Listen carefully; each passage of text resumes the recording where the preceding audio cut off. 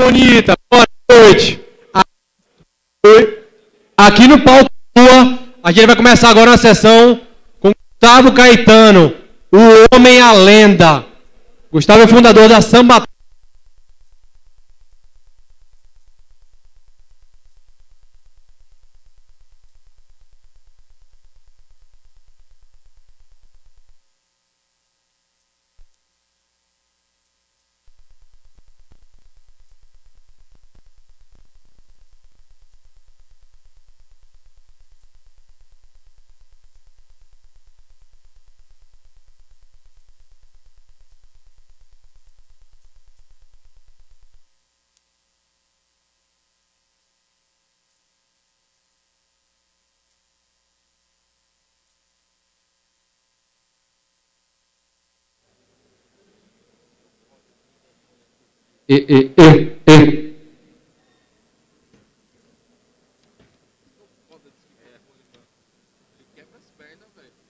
Oi, voltando aqui. Gustavo é fundador da Sambatec, presidente da Associação Brasileira de Startups. E o que ele começou a fazer lá atrás é o fruto que a gente tem hoje, é esse palco, a comunidade que a gente tem, os mentores. Tudo começou com uma ideia dele lá atrás e o que ele vem fazendo. Ele vai falar para a gente hoje sobre inovação e depois vai abrir um pouco para perguntas. Depois do Gustavo, vai ter o UFC das ideias. Quem tiver uma ideia de startup, quiser vir para o palco, vão ter 4 mentores dando mentoria e feedback. Depois desses 2 painéis, ou seja, depois do Gustavo e depois das mentorias para as ideias de startup, vai ter um hackathon lá no meio. Então, quem quiser virar à noite tentando hackear um sistema, agora é a hora. Então, queria que vocês recebessem o Gustavo com uma salva de palma bem grande para dar uma animada dele. Aê!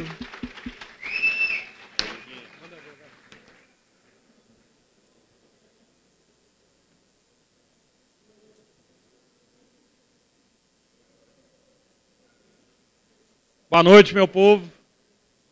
Tudo bem? Bom demais.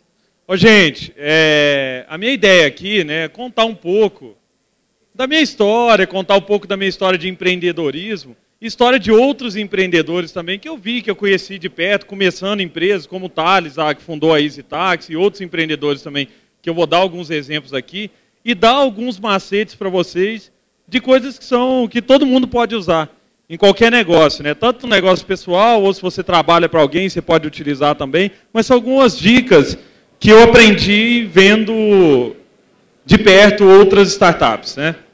Então, só para contar um pouquinho da minha história, eu sou nascido numa cidade chamada Araguari, que é Herigueri em inglês. E Herigueri fica no Triângulo Mineiro, aos 3 Bs do Triângulo Mineiro, né? Que é Berlândia, Beraba e a Bela Araguari. E lá no Herigueri, eu estudava, né? Eu estava me preparando para fazer vestibular, e um dia eu olhei lá o que é a melhor faculdade de marketing do país. Uma faculdade que me interessou muito, que tinha muita estrelinha lá do Guia do Estudante, era a ESPM, Escola Superior de Propaganda e Marketing. E aí eu resolvi prestar vestibular na ESPM, que tinha ESPM São Paulo e Rio de Janeiro. Prestei nas duas, passei na ESPM de São Paulo e na ESPM do Rio, e lógico que eu fui para o Rio de Janeiro, né, Mulherzada, praia e tal. E aí, chegando no Rio, falei assim, bicho, eu vou entrar na empresa júnior, eu comecei a trabalhar em empresa júnior e tal, e um dia fui trabalhar numa empresa de plano de saúde, que era a Unimed. Quando eu fui trabalhar na Unimed, eu vi aquela estrutura pesada de uma empresa corporativa, né, que o presidente andava num elevador só para ele, tinha toda uma estrutura de diretoria gigantesca, você nunca encontrava um diretor, não tem acesso à diretoria, era um negócio totalmente hierárquico. E aquele negócio me mexia muito comigo, né? Eu sempre fui um cara de muita ideia, um cara que pensava em muitas coisas diferentes, mas sempre que eu levava alguma ideia, os caras falavam assim, não, bicho, que é plano de saúde. A gente vende um cartãozinho, o cara usa o cartão no hospital, é isso que a gente faz. E esse negócio me deixava mal. Um dia eu comprei um celular colorido e tentei baixar joguinhos para celular. Né? Então eu tentei baixar um joguinho, comprar um joguinho, não tinha nenhum joguinho disponível na época. E eu falei, se não tem nenhum jogo disponível, tá aí uma oportunidade de negócio. eu vou tentar, então, entrar em contato com quem faz esses joguinhos fora do Brasil para trazer esses caras para cá. Eu estava na faculdade ainda, era estagiário lá na Unimed. E aí eu comecei a mandar e-mail para algumas empresas e tal, mandei um e-mail para umas empresas lá de fora. Uma empresa da Inglaterra, muito grande, me respondeu e falou, cara, se você quiser trazer, representar os nossos jogos aí no Brasil e tal, faz um plano de negócio e traz esse plano de negócio aqui para a gente. Se a gente se interessar, pode ser que a gente entre com você aí no mercado brasileiro. Eu peguei um avião, tinha 18 anos, peguei um avião, fui para a Inglaterra, levei um plano de negócio que eu mostrava que, primeiro, Brasil é um país grande. Primeiro eu desenhei o mapa do Brasil, né, mostrei onde é que fica o Brasil e tal, que Buenos Aires não fica aqui dentro. Mas aí eu mostrei, gente, o Brasil é um país grande. Segundo, todo mundo vai migrar de celular preto e branco para colorido. Isso era 2005. Todo mundo vai migrar de celular. E terceiro, não tem concorrente no mercado. Não tinha nenhum concorrente que fazia isso aqui. E quarto, eu falei também que eu conhecia muito o mercado e tal, que era mentira. Não conhecia porra nenhuma. E aí, gente, os caras gostaram da ideia. Falaram, bicho, legal, mercado gigante desse. Todo mundo migrando de celular preto e branco para colorido e tal. Isso vai virar uma febre lá no Brasil. Pode representar a gente, você pode levar todos os joguinhos nossos lá para o Brasil e nos vender, nos revender na América Latina inteira. Eu voltei para o Brasil e liguei para o meu pai, né? Eu não tinha dinheiro, então eu tinha que pedir dinheiro para alguém. E eu e meu pai é muito interior e tal, eu e o papai a gente conversa assim, pai, tá tudo bom? Bom, filho, eu sei. Ah, tá tudo bom. E os treinos? Ah, tá bom, então a gente desliga. Aí esse dia eu falei assim, não pai, peraí, deixa eu contar um trem para você. Eu preciso de dinheiro, que eu consegui achar um negócio que eu acho que tem uma pegada boa para o mercado brasileiro. A gente consegue trazer esses joguinhos para cá e vender para essas operadoras de celular se eu conseguir montar a empresa. Só que eu ganhava R$500 na Unimed, não tinha como montar o negócio. Você me apresenta para um cara rico, e meu pai me apresentou para um cara que era um dos donos do Costão do Santinho, que é um resort lá de Florianópolis, um dos maiores do Brasil. E eu fui para lá e vendi essa ideia para ele. Mostrei toda a ideia do que eu estava pensando e falei, preciso de dinheiro para começar a fazer esse negócio. Esse cara aportou $100 mil na minha empresa para eu começar, para eu transformar essa ideia em prática. Falei, não, então eu vou colocar um dinheiro e você começa então a executar esse plano aí e vamos ver no que dá. Quando ele botou esse dinheiro e tal, eu voltei para o Rio, eu estava no último período de faculdade no Rio. E eu pensei assim, gente, eu com $100 mil na mão, com 18 anos, no Rio de Janeiro, era igual o Ronaldinho Gaúcho, ia dar merda. Né, quando jogou no Flamengo e tal. Eu falei, eu tenho que ir embora daqui, porque senão esse dinheiro vai acabar rapidinho. Eu fui para Belo Horizonte. Montei uma salinha em Belo Horizonte, comecei a contratar, né, gente para trabalhar comigo para a gente montar essa empresa. Então chegou uma hora que eu tinha uma estrutura, que era eu como CEO e 2 estagiários. E a gente começou a vender joguinho para todo mundo aqui no Brasil. A gente vendia para todas as operadoras aqui no Brasil, né, e esse negócio explodiu para cá. O modelo de receita nosso era de revenue share. Todo o dinheiro que a gente vendia para a operadora, metade ficava para a operadora, metade ficava para a gente. Né, e esse modelo começou a dar muito certo aqui. Naquele momento, o que a gente fazia tinha muito valor para o mercado brasileiro. E aí, 1 ano depois, nós abrimos um escritório em Buenos Aires. Começamos a vender para as operadoras na América Latina. No final do mesmo ano, a gente tinha um escritório em Santiago, no Chile. E vendíamos do México para baixo para todas as operadoras. Todas as grandes operadoras compravam joguinhos de celular da gente para vender para os seus usuários. Então, um joguinho que você baixasse lá da Claro, da Oi, da Movistar e tal, era, na verdade, a gente que entregava e a gente fazia divisão de receita. Então, esse é um negócio que deu super certo. O problema é que era um negócio bom demais para ser verdade. O valor que eu tinha naquele primeiro momento, que a gente oferecia para as operadoras, de falar, não, eu chego com todos esses joguinhos aqui, num segundo momento não era mais valor, porque já era uma commodity. E a gente, como empresa, era só um revendedor. A gente era só um reseller. Então a gente pegava joguinho de fora e trazia para cá. Mas a gente não agregava valor nenhum para aquele negócio. E o que começou a acontecer? As operadoras começaram a esmagar a gente. Então eu lembro de sentar com a TIM, e a TIM chamava, a TIM Brasil chamou a gente lá no Rio, falou, não, então assim, samba ganhando muito dinheiro, então não é mais 50-50, agora samba ganha 30, TIM fica com 70. E eu tinha que aceitar, que eu trabalhava com uma operadora que era gigantesca, não podia perder aquela receita. Aí eles me chamavam de novo. Não, agora 80% TIM, 20% samba. Aí eu falei para não me chamar também para almoçar mais não. Porque toda vez que eu ia lá, eles estavam me esmagando. Mas o que estava acontecendo ali? Tem um cara que chama Michael Porter, que ele fala que existem 5 forças que podem impactar no seu negócio. No nosso caso específico, tinham 2 forças. Poder de barganha dos compradores e poder de barganha dos fornecedores. Eu tinha poucos fornecedores e poucos compradores muito grandes. Eu tinha um fornecedor, então se esse cara cortasse os joguinhos, a gente quebrava. Eu dependia 100% desse cara, então o poder de barganha dele era muito maior do que o nosso. E na outra ponta, eu vendia para grandes operadoras. Imagine, eu um cara pequenininho vendendo para uma operadora que tinha 30 milhões de usuários, 20 milhões de usuários. A gente estava sendo esmagado. E eu falei, eu preciso sair dessa posição. A gente tem que sair desse lugar, porque se a gente não se reinventar, esse negócio que um dia foi inovador, num primeiro momento foi, vai morrer. E aí a primeira lição que a gente aprendeu era essa, que o que a gente pensa que é inovação hoje, muitas vezes até é, mas se você demorar muito tempo, né, o que é inovação hoje, ou o que é valor hoje para o seu cliente, não é valor no futuro, não é garantia de valor no futuro. E aí a minha ideia era que o mundo ia caminhar para vídeo. Todo mundo ia sair de texto na internet para texto com imagem e depois iriam para texto, imagem e vídeo. À medida que a gente tivesse mais banda, isso era 2007. E eu falei, eu vou matar esse negócio de joguinho para celular e vou focar em vídeo, porque aí eu vou construir uma plataforma minha. Eu vou ter um produto que é meu.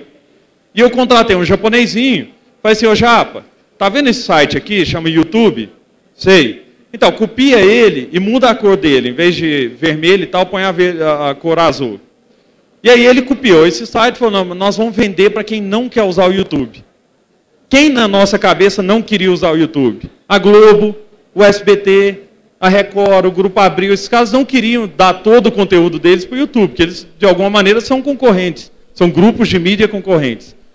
E aí a gente criou uma plataforma, um protótipo de uma plataforma, que era uma plataforma tipo YouTube, para vender para quem não queria usar o YouTube. E aí a gente precisava testar se aquilo ali tinha aquela ideia tinha algum valor para alguém, né? A gente não era do mercado de televisão, então não sabia se o que a gente estava falando ali era valor para uma emissora de TV. E aí eu fui estava lendo uma revista que chama Teletime, que é uma revista de mídia e entretenimento aqui no Brasil, de tecnologia e tal, e tinha o nome de uma mulher lá que chamava Silvia Saad. Para quem não sabe, o dono da TV Bandeirantes chama Johnny Saad. Eu falei assim, capaz que essa mulher é filha desse homem. E eu fui procurar, ela era filha do Johnny Saad. E aí eu falei assim, eu vou mandar um e-mail para essa mulher, vendo se ela me recebe lá. Mas vou mandar, ela vai em muita festa e tal, vou mandar um e-mail como se ela tivesse me conhecido em alguma festa badalada aí no Morumbi. E eu comecei a mandar e-mails, tipo Silvia.saad, Silvia Saad, tudo junto, S.Saad, S.Saad e tal, para ver se algum e-mail caía nela, na caixa e-mail dela. E eu mandei um e-mail muito amigável, mandei e-mail tipo, oi Silvia, tudo bem? Seu pai tá bom e tal. O pai dela era o dono da Band. E ela respondeu esse e-mail. Ela falou, Gustavo, tudo bem? Então, papai mandou um abraço e tal. Mas olha só, eu não cuido da parte de tecnologia do grupo. Eu sou responsável pela parte de internacionalização do Grupo Bandeirantes. Mas eu vou te apresentar para quem cuida disso aqui dentro. E me apresentou para a diretora de tecnologia da Band. E eu fui para lá mostrar um protótipo para ela. O japonesinho que fez o protótipo para mim falou assim, chefe, você sabe o que é um protótipo? Eu falei, não. Então, tá vendo isso aqui? Isso é um protótipo. Isso aqui parece que funciona, mas não funciona nada. Vai dar pau. Eu falei, beleza. E eu vou apresentar o que para eles? Ele falou, não, você só vai apresentar o que eu te falar. Você só clica onde eu mandar você clicar, porque qualquer coisa que você clicar fora vai dar pau. Aí eu falei, não, beleza. Fui para lá com um trajeto todo montado. Faz isso, faz aquilo, não sei o quê. E ele falou mais um negócio, você vai subir o vídeo, você vai fazer tudo isso. E quando o vídeo chegar no final, vai dar pau com certeza. Se eles mandarem voltar, vai dar pau. Não foi feito para voltar. Então desliga o computador, fala que acabou a bateria e tal. E eu falei, não, beleza, entendi e tal. E aí eu fiz o negócio, fiz o demo lá para eles, apresentei e tal. Chegou no final, eu falei que acabou a bateria. Eles gostaram da ideia e falaram, não, queremos comprar essa tecnologia de vocês. Então todo o streaming da Band, que não fosse, tudo que não fosse televisão, passaria pela nossa plataforma para chegar na internet, para chegar no mobile, para chegar em vários outros lugares. Quando a gente vendeu isso para a Band, eu falei, agora eu preciso de mais dinheiro, porque eu vendi só um sonho, esse treco não funciona. Agora eu preciso contratar desenvolvedor para fazer isso funcionar. E aí eu fui atrás de um fundo de investimento, que é o DFJ, que é um fundo americano, que aportou 5 milhões de dólares na minha empresa para a gente aí sim criar uma plataforma de vídeo. Criamos uma plataforma de vídeo e começamos a escalar esse negócio para todas as emissoras. Um ano depois, a gente tinha 8 das 10 maiores empresas de TV do Brasil usando essa plataforma para entregar vídeo para os seus clientes. Então, possivelmente, qualquer vídeo que você visse que não estivesse no YouTube, estaria na nossa plataforma. Hoje, a gente entrega cerca de 500 milhões de vídeos por mês, né, no Brasil.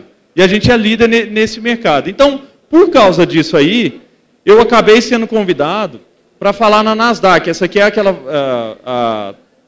telão da Times Square, em Nova York, que o pessoal da Nasdaq me chamou para falar para os fundadores das maiores empresas de tecnologia dos Estados Unidos. Então, estava lá o fundador da Dell, da Oracle, do Twitter, do Facebook, de todas essas empresas que a gente usa hoje.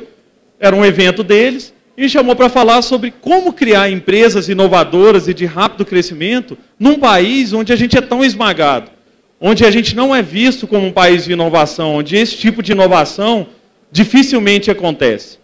Depois de falar nesse lugar, fui convidado para ser presidente da Associação Brasileira de Startups, que é uma associação que reúne 2.900 startups no Brasil inteiro.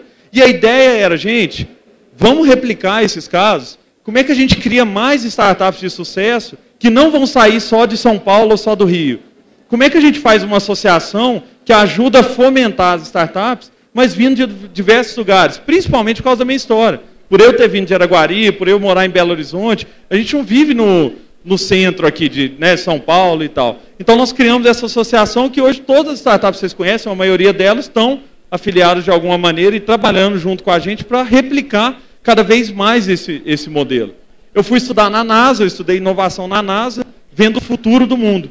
Estudei na Singularity, que é a universidade que funciona dentro da NASA, vendo coisas que vão impactar o nosso mundo, o nosso dia a dia nos próximos 10, 15, 20 anos. Isso aí me fez abrir a cabeça ainda mais. Pensar que o mundo não é só essa bolha que a gente vive, é um pouco do que eu vou contar para vocês lá.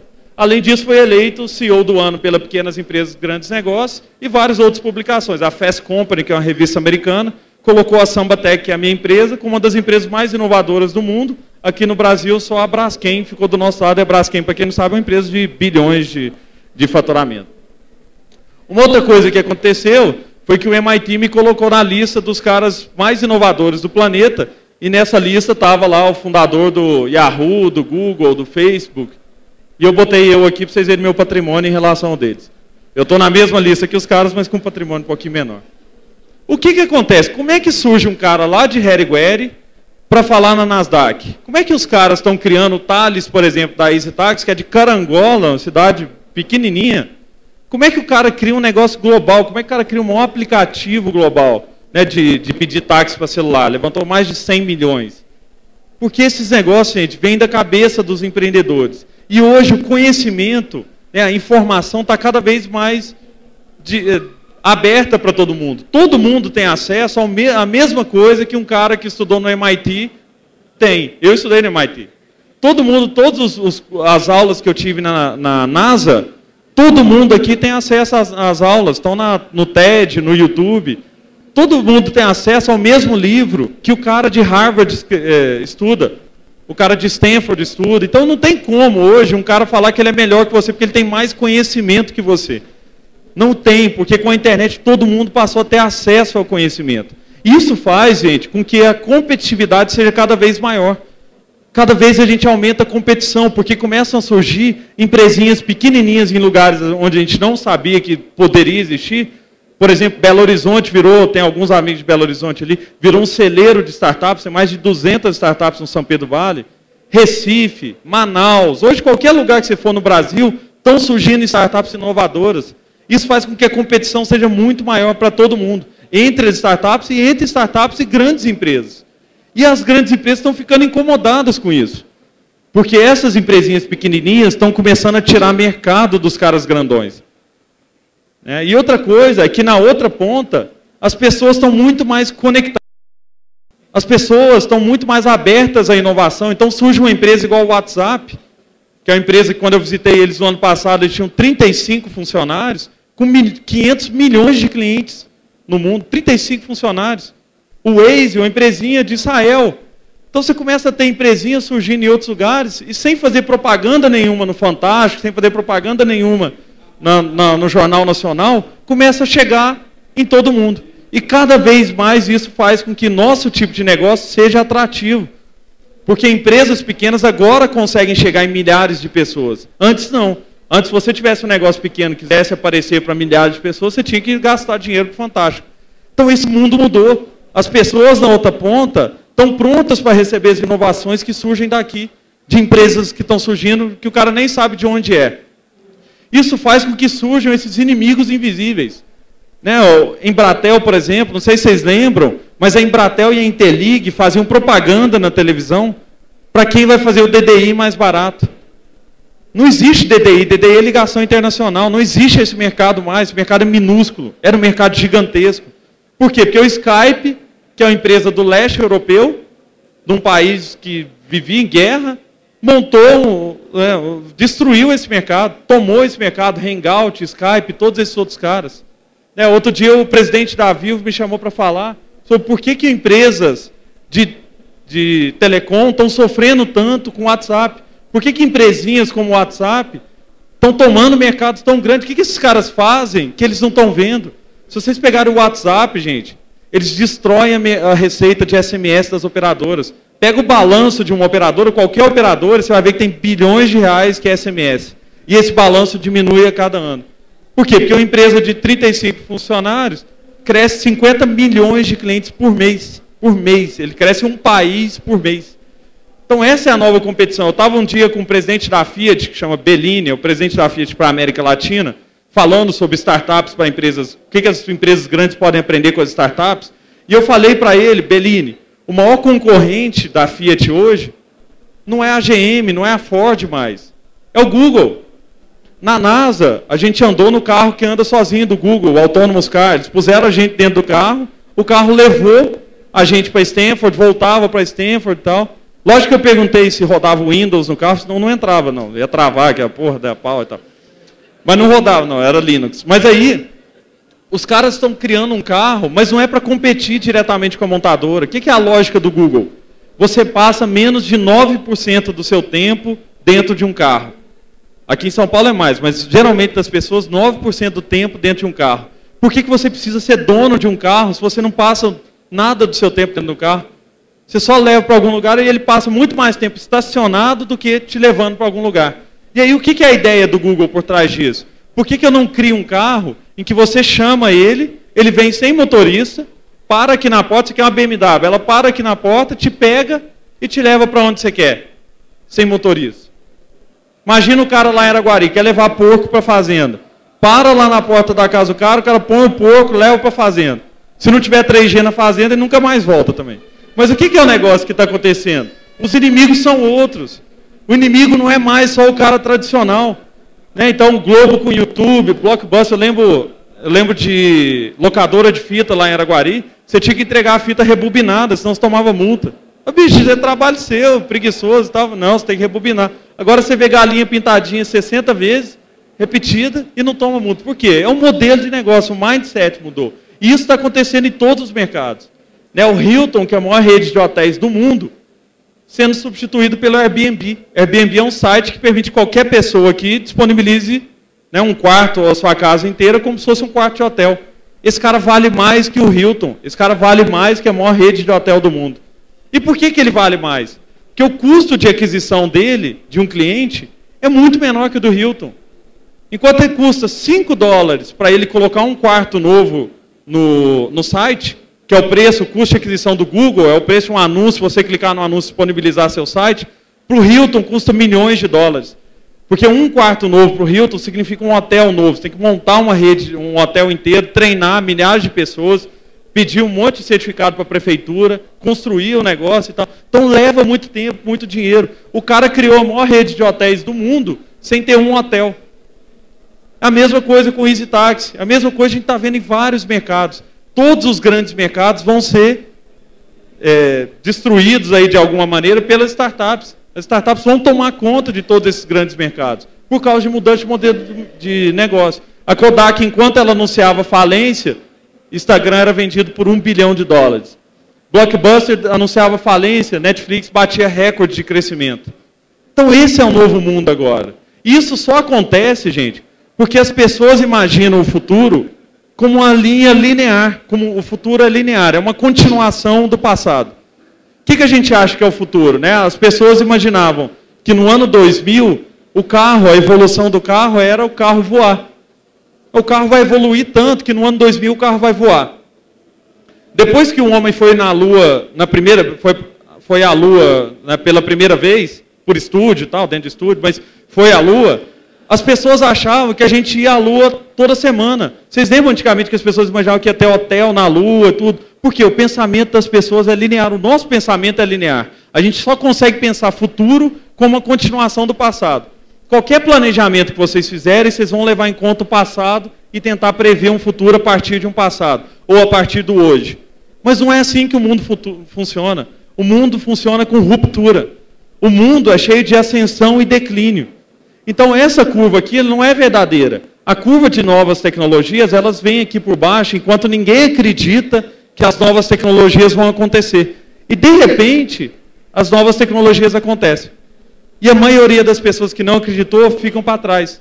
Então pensa no carro que anda sozinho. Ninguém acha que isso vai pegar. Em 2017, o Google vai lançar esse carro no mercado. 2017, o carro que anda sozinho vai estar disponível em São Francisco, para as pessoas começarem a usar. Quando esse negócio pegar, quando a maioria das pessoas começar a usar isso, a Fiat, Ford, todo mundo que acreditava que o futuro era assim, vai se deparar com uma tecnologia de ruptura, que ela simplesmente vai acontecer. E esses caras não conseguem acontecer mais.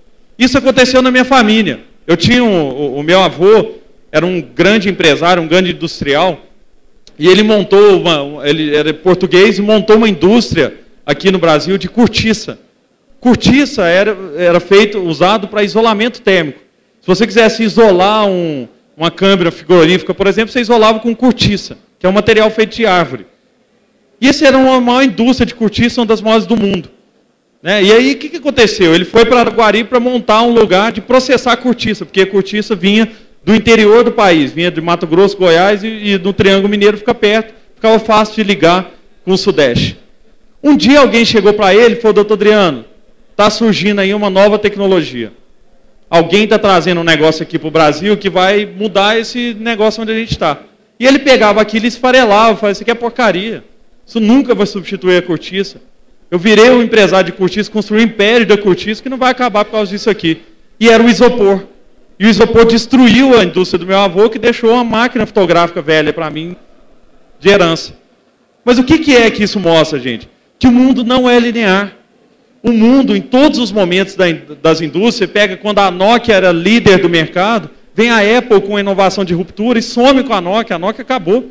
Isso vai acontecer constantemente, só que cada vez mais rápido. E o que as startups fazem para acompanhar isso aí? Por que essas startups estão na frente das empresas grandonas?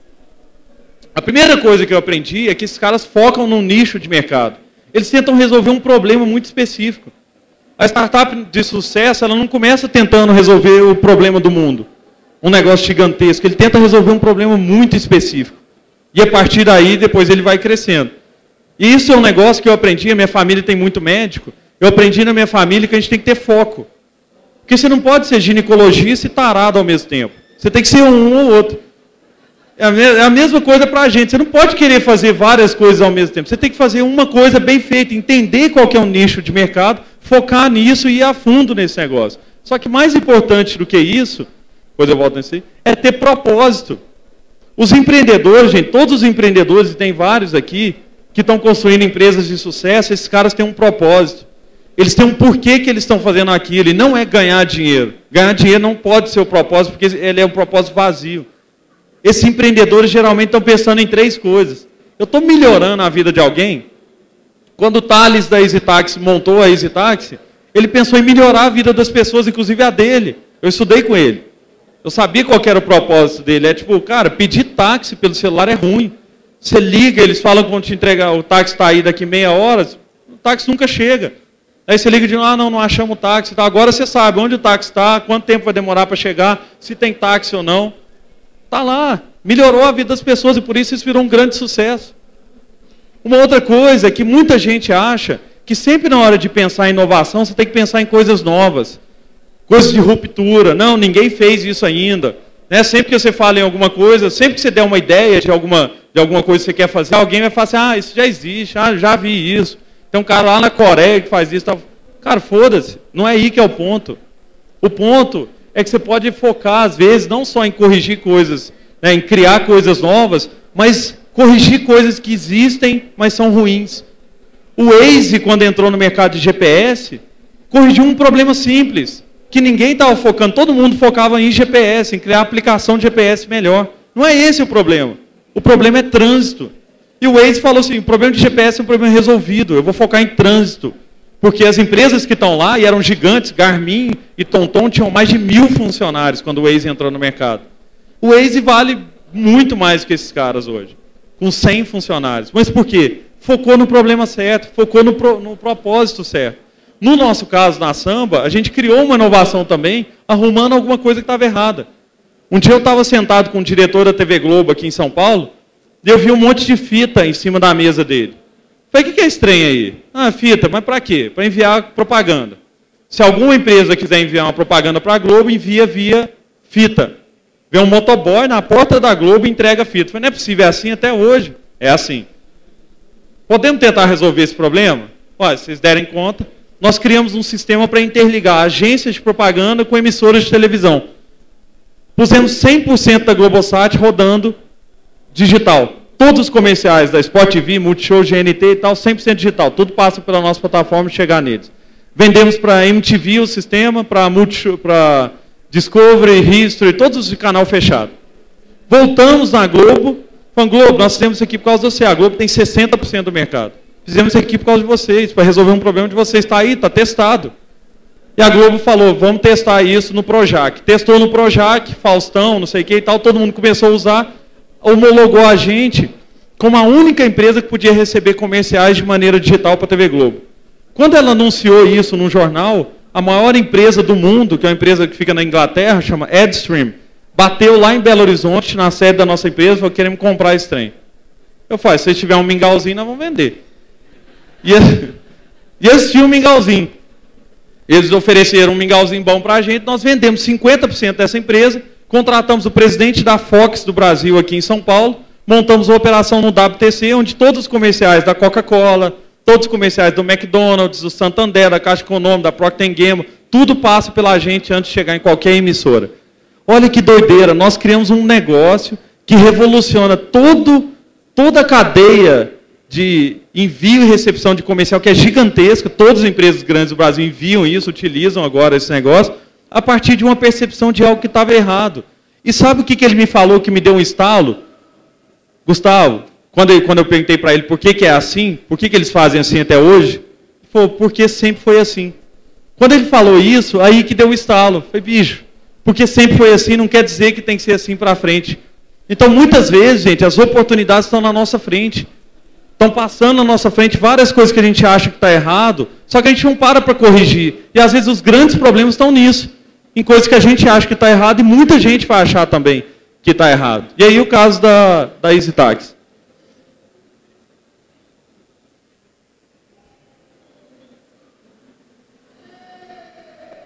Era para passar.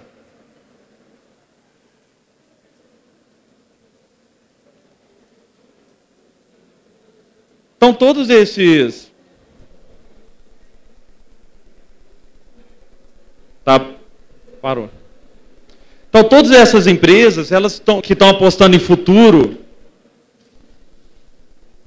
Não, mas aí já passou. Volta. Olha para mim. Todas essas empresas que estão apostando em futuro, elas entendem uma coisa. Aquilo que eu falei no começo, o futuro é não linear. Tem um cara que chama Kondratiev, que é um russo. Ele escreveu em 1900 uma teoria que fala dos ciclos de Kondratiev.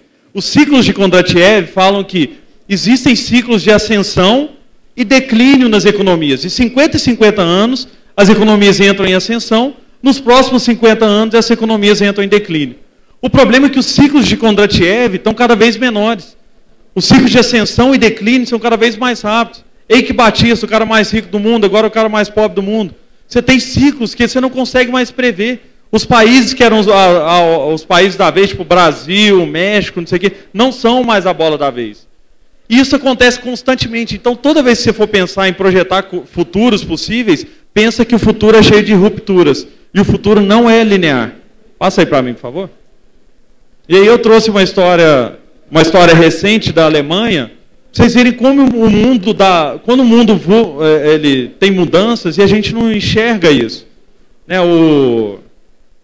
a história da Alemanha é a seguinte, imagine que eu sou um viajante no tempo e volto na Alemanha antes da Primeira Guerra Mundial, e eu falo para vocês o seguinte, gente, hoje a Alemanha, antes da Primeira Guerra Mundial, é um país rico. É um dos primeiros países a se industrializar, é a Alemanha. Ela, junto com a Inglaterra, ela foi uma das primeiras, se juntou com a Prússia e virou uma potência na Europa. E se industrializou e cresceu e ficou rápido. E todo mundo aqui está rico, são todos empresários, estão muito bem. Mas tem um problema, o mundo não é linear. A Alemanha vai entrar numa guerra. Depois da Primeira Guerra Mundial, a Alemanha sai totalmente destruída. Sai devastada, ela perde território, ela perde exército e perde indústria. Porque pensa que a indústria alemã tinha sido toda direcionada para construir tanque de guerra e arma. E de repente você fala assim, você não pode ter mais arma. A indústria do país acabou. A Alemanha tinha 3.000% de inflação ao ano. Olha que doideira, tinha gente que morria de fome na rua. Depois da Primeira Guerra Mundial. Mas aí tem um negócio, todo mundo vai desesperar. Fala, não, mas calma. Porque quando o Hitler entra na Alemanha, ele fecha a Alemanha e fala, o povo alemão só vai consumir o que for produzido aqui dentro. E a Alemanha vira uma potência de novo. A Alemanha vira um país rico, industrializado, vira uma grande potência europeia. O problema é que esse cara é maluco. E esse cara vai entrar numa outra guerra, que é a Segunda Guerra Mundial, que destrói a Alemanha de novo. Tem um muro que corta a capital do país, vai ter um pedaço do país que pega dinheiro com a União Soviética, outro pedaço pega dinheiro com os Estados Unidos, e o país é totalmente devastado. Pouco tempo depois, o país é uma das 4 maiores potências do mundo, ganha do Brasil de 7-1 na Copa. Quem que ia dizer, né, que isso acontecer? Mas é isso, gente, o mundo não é linear. O mundo não acontece como a continuação de tudo que a gente vê hoje. E muito disso, os empreendedores entendem isso, e eles usam uma nova filosofia agora de pensar o futuro, que é planeja menos e faz mais. Ao invés de planejar, você que está pensando em montar um negócio e tal, ao invés de gastar 6 meses da sua vida planejando 5 anos de futuro, pensando, eu vou dominar o mundo, eu vou tentar fazer isso aqui e tal, você tem que ter um planejamento, mas você tem que gastar 2 semanas para fazer isso, porque tudo que você colocar ali no papel é mentira. E tem uma regra do exército canadense, que é legal pra caramba, que fala exatamente isso. Ela diz o seguinte, se houver disparidade entre o mapa e o terreno, fique sempre com o terreno. O que isso quer dizer? Se o soldado está com um mapa na frente dele, e vê que tem um rio lá no mapa, ele olha para o chão, não tem um rio, ele não começa a nadar na areia, ele acredita no que ele está vendo. E a gente, como empreendedor, é a mesma coisa. Muitos empreendedores acreditam demais no mapa, só que você esquece de ver o terreno. Você esquece de ver que o mundo está se mexendo e você está olhando o mapa como se aquilo ali fosse uma verdade absoluta. Só que você escreveu o mapa. Você falou que o mapa é do jeito que você quer, você colocou as cores que você queria e tal. Só que isso não necessariamente é uma verdade. E eu trouxe um caso do Flickr, que é o maior repositório de fotos do mundo, que é exatamente isso. O Flickr nasceu na universidade com um marido e uma mulher, um casal, que montou um joguinho online, chamava Game Never Ending. E esse jogo online, gente, os caras faziam um negócio que era tipo um Second Life, só que pior. Second Life era ruim pra caramba, eles fizeram um negócio pior ainda. Só que o que eles viram? Que dentro do joguinho as pessoas só entravam para ver fotografia dos outros. Aí eles falaram, gente, se todo mundo entra nesse jogo para ver foto, por que a gente não mata o jogo e mexe só com foto? Mataram o Game Never Ending e fizeram o Flickr, maior repositório de fotografias do mundo, até o Facebook tomar o lugar deles, vendido por $100 milhões para o Yahoo. Não existia no plano de negócio inicial do Flickr virar o que virou. Muito disso é porque o negócio que a gente ouve falar constantemente agora é porque a lógica por trás dessas empresas é de fail fast. Quanto mais rápido você falhar, melhor. Tenta falhar, tenta testar a sua ideia. Lembra lá atrás que eu contei que eu peguei um protótipo e levei na Band para tentar mostrar esse protótipo? O que eu estava querendo fazer ali que eu não entendia que era isso? Eu queria ver se esse negócio fazia sentido ou não. Que eu poderia ter chegado com aquele negócio na Band, e a Band fala, não, isso aqui eu já tenho. Isso aqui a IBM já fez, a IBM já me vendeu e tal. Eu ia tentar fazer outra coisa. Eu queria validar a minha ideia. Então, gente, muita gente tem medo de contar a ideia para os outros. Não, valida a sua ideia, tenta falar com as pessoas. Porque quanto mais cedo você descobrir que é uma ideia ruim, melhor. Não é para desistir, é para você transformar isso numa ideia melhor. Então a lógica agora é fail fast, fail cheap, fail often. Falha rápido, barato e constantemente. O CEO do Google fala que se você não está falhando, é porque você não está se movendo. Se você falar assim, nunca falhei, é porque você nunca fez nada, então. Outro dia eu dei uma palestra junto com o Romero, do fundador do Buscapé, e a palestra dele foram 40 minutos falando tudo que deu errado no Buscapé para que o Buscapé desse certo. Olha que doideira, a gente acha que é tudo um caminho de sucesso desde o começo, mas não. O mundo é cheio de falhas, então falha, quanto mais rápido você testar e validar a sua ideia, melhor. E aí eu trouxe o caso do PayPal. O PayPal é o maior sistema de pagamento online do mundo, e esses caras falharam 3 vezes até virar o que virou. Eles tentaram uma vez, deu completamente errado, era para transferir dinheiro de Palm Top, de um Palm Top para o outro. E as pessoas falaram, o que eu vou fazer com dinheiro no meu Palm Top? Eu quero dinheiro para usar na rua. E aí eles foram mudando até virar o maior sistema de pagamento online do mundo. A lógica por trás disso também é que essas empresas tentam usar a agilidade como um ponto forte. A gente vive um momento, gente, eu tenho falado para grandes empresas no Brasil inteiro, em que as empresas pequenas têm vantagem agora sobre as empresas grandes. Nunca aconteceu isso. Em todos os momentos as empresas grandes levavam vantagem. Chegou um momento agora, que é esse que a gente está vivendo, em que a nossa agilidade é vantagem competitiva. Então, quanto mais ágil você for, melhor. Essa frase do Peter Drucker, Small is Beautiful, fala que seja pequeno, por mais que o negócio cresça, continue pequeno, dentro como filosofia de negócio. O Google continua com filosofia de startup, o Facebook continua. E várias empresas aqui, se forem Buscapé, na EasyTax, são todas empresas que cresceram e continuam com filosofia de empresa pequena. Eu lembro de ter visitado o Twitter, no começo do Twitter, e tinha 15 pessoas, uma em frente à outra. O que eles estavam fazendo ali? Criando uma lógica dentro da empresa deles, um DNA, em que a informação circulava rápido.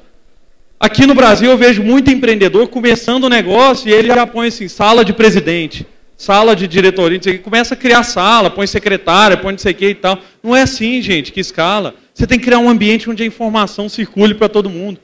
A gente tem um acordo com o MIT, em que os alunos de MBA do MIT vêm para cá todo ano. Tem 8 anos que eles vêm para a nossa empresa, pensar processo em vários mercados. E a primeira turma do MIT que veio, os caras falaram um negócio muito interessante para a gente. Falaram, Gustavo, a gente tinha 10 pessoas da empresa e a gente queria montar balas de scorecard, um monte de coisa legal que eu tinha visto lá e tal. Eu queria colocar e implementar na minha empresa. E o que eles falaram foi muito interessante, Gustavo. Não copie os processos da IBM antes de ter o tamanho da IBM. Isso é ruim, cara. Você está copiando o que faz mal para eles. Então não copia o que dá errado para o cara grandão. Não copia as burocracias das empresas grandes, os processos que faz essa empresa grande e lenta. Usa a agilidade a seu favor, porque essas empresas são extremamente lentas. Elas não conseguem, imagina que os caras são um navio gigantesco que não consegue virar de posição, ele não consegue mudar de posição. Hoje eu estava com a diretoria da Nestlé falando exatamente sobre isso, e falando que para uma empresa como a Nestlé, ou ela se aproxima de startups e começa a criar um ambiente para trazer startups para colaborar com o ambiente dela, ou ela está fadada a afundar. Não tem como dar certo, porque está vindo impressão 3D ali que vai destruir com esse negócio. E uma outra coisa que é super importante para a gente é que o colaborador é rei no nosso negócio. Cada pessoa na startup, se você tiver uma empresa de 2 pessoas, os 2 caras têm que ser muito bons. Se você tiver 5 pessoas, 5 caras têm que ser muito bons, porque cada cara tem um papel muito bem definido. Se você tem 5 pessoas e um cara é ruim pra caramba, acabou a sua empresa. Isso aí, gente, vem um negócio que a maioria das pessoas questiona, que é como é que eu consigo contratar gente boa para trabalhar num negócio que está começando. E um negócio que eu aprendi é que as pessoas mais geniais que eu conheci não trabalham só por dinheiro. Esse cara trabalha por um sonho. E lembra lá atrás que eu falei que a gente tem que ter propósito? É porque as pessoas que vão trabalhar para a gente também vão querer saber qual que é o seu propósito. Por que eu estou fazendo aqui? Por que eu vou sair da McKinsey? Por que eu vou sair da IBM e trabalhar na sua startup? Porque eu sou EasyTax, hoje a gente é pequenininho, mas eu quero ser o maior aplicativo de táxi do mundo. Quero ajudar o mundo inteiro a pedir táxi com muito mais facilidade. O Thales trouxe um monte de cara da McKinsey. A Samba trouxe um cara que era um dos melhores vendedores da Oracle aqui no Brasil. Ele foi SAP, Oracle e tal. Que o cara falou para a gente, Gustavo, eu não tenho um propósito de estar lá. Se eu sair da empresa amanhã, não muda nada na empresa. Se eu continuar lá, não muda nada. Se eu bater minha meta, não muda nada. Se eu não bater, não muda nada. Eu quero estar em alguma empresa em que eu esteja fazendo alguma coisa que vai ajudar a crescer essa empresa, ou que eu vou me orgulhar depois. Eu não quero ser só mais um cara lá dentro. E é assim que a gente, como fundador, como líder, consegue atrair gente boa. É assim que você consegue tirar a cara de empresa grandona para vir para a sua empresa pequena, porque o cara vai acreditar no seu sonho. E não no que você vai pagar de benefício, dinheiro e tal, porque não tem como a gente competir com a Microsoft em benefício. Mas tem como você competir com a Microsoft em sonho. Então é assim que a gente recruta esses caras. E uma outra coisa interessante, lembra que eu tinha falado lá atrás que a gente tem que focar num nicho de mercado, ser especialista nesse negócio? A guerra agora não é entre uma empresa contra a outra. São redes de empresa contra redes de outras empresas. Então você tem que ser um cara extremamente focado e atrair parceiros que resolvam, que ajudem no seu ecossistema. Pensa a Apple. A Apple não faz a tela do celular da Apple. Quem faz a tela do celular da Apple é a LG. Quem faz a câmera do celular da Apple, do iPhone, é a Sony. Quem faz as antenas é a Qualcomm. Quem faz o HD é a SanDisk. A Apple não faz isso. Por quê? Porque isso é commodity, não vai agregar valor para ela. Sabe o que vai agregar valor para a Apple? Criar um ecossistema em volta dela. As pessoas não compram o celular porque tem a melhor câmera. As pessoas compram o celular porque tem o melhor ambiente em volta, tem mais apps. Senão todo mundo ia comprar o Nokia Lumia, não sei o que lá, que tem 42 megapixels a câmera dele. Não é isso que faz as pessoas comprarem. A Microsoft está penando com o Windows Phone, porque ela precisa construir esse ecossistema que o Android tem e que a Apple tem. Então você, gente, você tem que estar focado e trazer parceiros que possam te ajudar a ter uma solução mais completa. E olha que interessante essa empresa. Esse cara era da Samba, chama Diego, saiu e montou essa startup chamada Rock Content, que é basicamente isso. Ela entendeu, Amore, que não dá para você, para ela ter, ela criou uma empresa de mídia. Esses caras são empresas de mídia. O que eles fazem? Eles escrevem para o blog de outras empresas. Então eu sou a Natura, quero escrever sobre natureza, sobre produtos e natureza e bem-estar e tal. Eles vão lá e escrevem para a Natura. 2, 3, 4 artigos, 5 artigos por mês para a Natura. Mas quem que trabalha para eles na outra ponta? Um monte de jornalistas. Eles têm 2.000 jornalistas na outra ponta. Sabe quantos estão dentro do escritório deles? Nenhum. O cara montou uma rede de jornalistas que é maior do que a Abril, o Globo e o Estadão juntos. O cara virou o maior grupo de mídia do Brasil com 25 pessoas dentro do escritório. Tem 600 e tantos clientes. Fecha 59 grandes clientes por mês. Grandes e médios clientes. Esse cara virou uma máquina. E sabe quem botou dinheiro neles agora, há pouco tempo? Abril, RBS, que é o maior grupo de mídia do sul do Brasil, que é a Globo do Sul, e um grupo de Nova York. O que os caras estão vendo? Bicho, eu vou botar dinheiro nesse cara, porque essa empresinha aí vai mudar o meu negócio. Enquanto a Abril tem um prédio gigantesco aqui, cheio de funcionário, um cara com 20 pessoas trabalhando para ele, tem 2.000 jornalistas que fazem o que ele quiser, na hora que ele quiser, sem ter nenhum na folha de pagamento dele. Vocês estão notando como é que esse cara criou um modelo de negócio diferente? E um outro, um slide que mostra a diferença entre pensamento de startup, o pensamento da nova geração e o pensamento da velha geração é esse aqui, que eu inclusive mostrei para a Nestlé hoje. Essa aqui é a maior inovação da Nestlé, da história da Nestlé, é o Nespresso. Os caras criaram o Nespresso, que é hoje o case de inovação dentro da Nestlé. E eu estava lendo um artigo na Forbes que fala que, o artigo chamava o seguinte: por que na indústria de alimentos não existe uma empresa como a Apple? Não existe inovação que vem em empresas como a Apple. E olha que interessante, ele falou assim, está vendo o maior case da indústria de alimentos, de inovação, que é isso aqui? Imagine que isso aqui está na mão da Apple. Imagina que a Apple fez o Nespresso. Sabe o que a Apple faria? A Nestlé fez o quê? Ela patenteou essa cápsulazinha aqui, só ela produz, só ela vende. Sabe o que a Apple e Google fariam? Abririam isso para desenvolvedores e falam, cara, você é um desenvolvedor, desenvolve uma cápsula nova aí de, sei lá, chá quente, chá de não sei o quê, desenvolve o que você quiser e vende na minha plataforma. E entrega por aqui. Então você vende a cápsula em qualquer lugar, mas o cara vai precisar ter a minha plataforma para consumir o seu produto. É a mudança de mentalidade. Esse é o novo mundo agora, em que a gente está buscando muito mais abertura, colaboração entre empresas do que fechar, patentear, ter segredo, coisa só minha. Não é mais assim que o mundo funciona.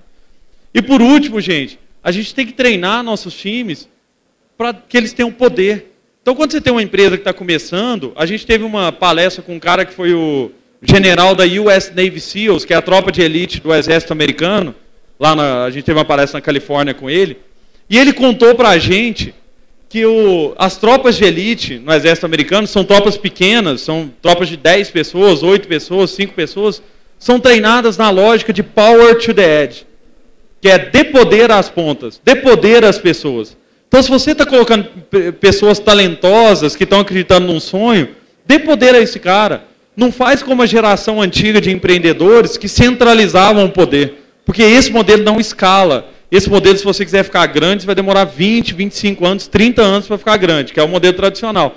Por quê? Porque tudo tem que passar por você.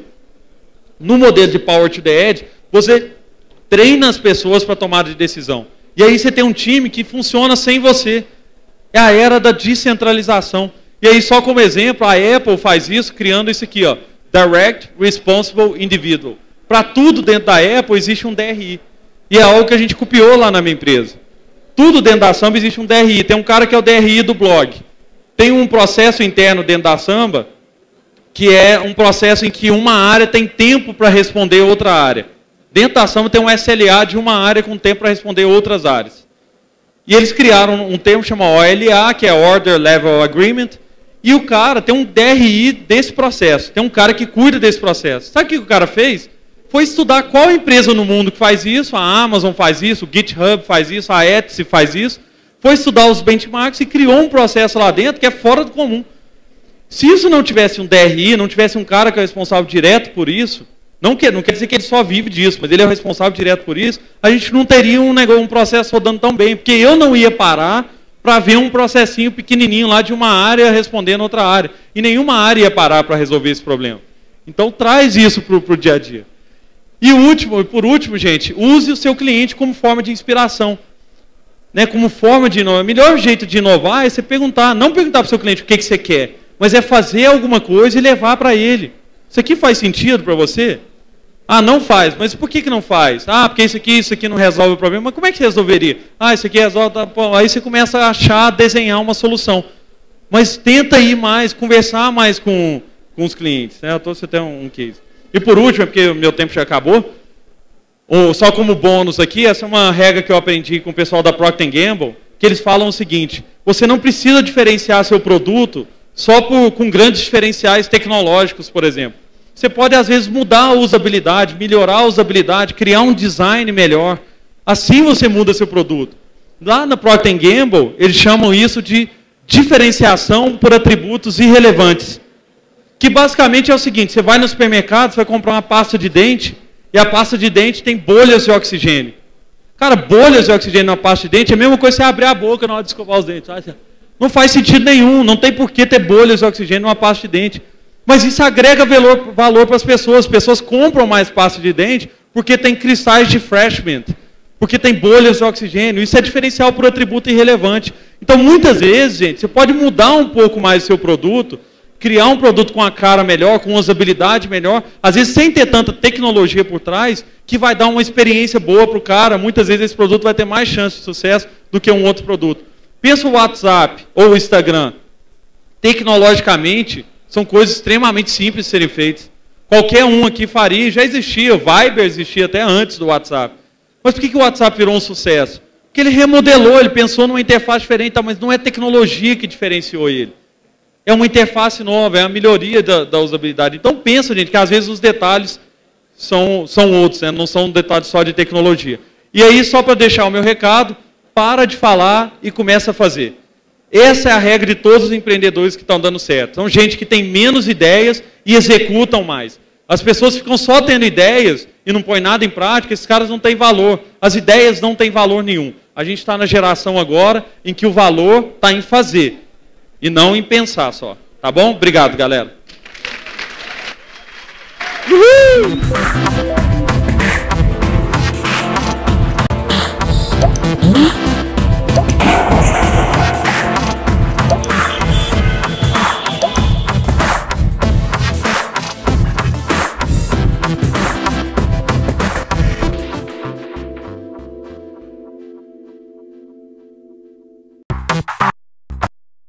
Para abrir uma empresa? Lidar com fornecedores? Controlar o dinheiro? Enfrentar a concorrência? Calma, acesse o portal de educação à distância do Sebrae. Cursos de empreendedorismo, equipe de tutores e o melhor, é grátis. O que você aprende no mundo virtual, aplica no mundo real. Acesse e inscreva-se.